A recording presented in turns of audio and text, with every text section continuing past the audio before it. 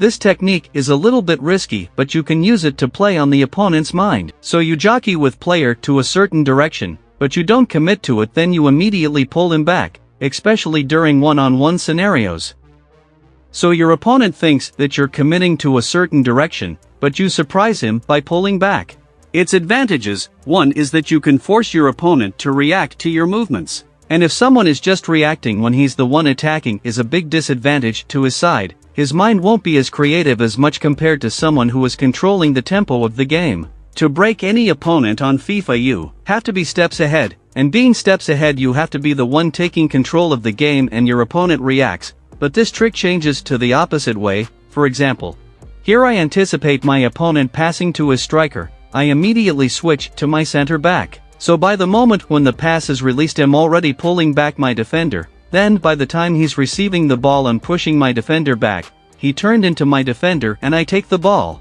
So why did he turn into pressure like that? When I pulled away my defender, the opponent thought that he has some space in front, to either turn and dribble or take a dribble shot, but he was surprised that my player is still available.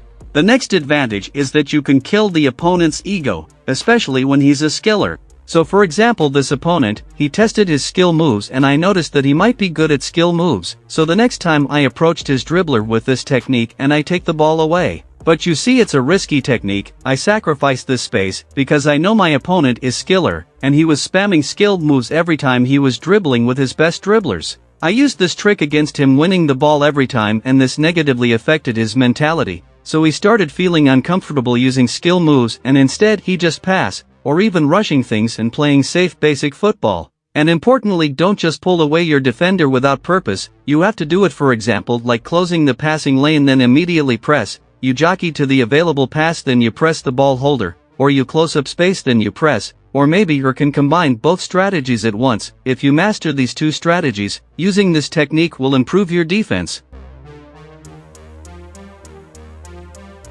Reading the first touch in FIFA 23 is very crucial since the players tend to receive the ball very slow, so the trick of fake first touch in FIFA 23 is not as much effective as it was in the past FIFA series. So how do we read the first touch? We anticipate the opponent's available options like pass and space. Like here, my opponent passed to his player Gabriel Jesus. I immediately scan and I see his available passing options this side, so I jockey diagonally with my defender to the direction I anticipate him to take his first touch. He turned looking to pass and I take away the ball.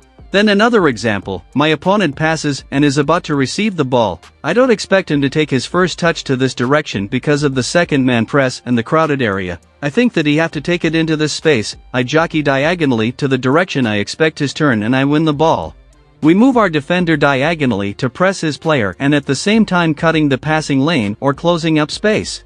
So that's it guys for part 1 of our defense tricks. Soon part 2 will be out. So for today let me end here.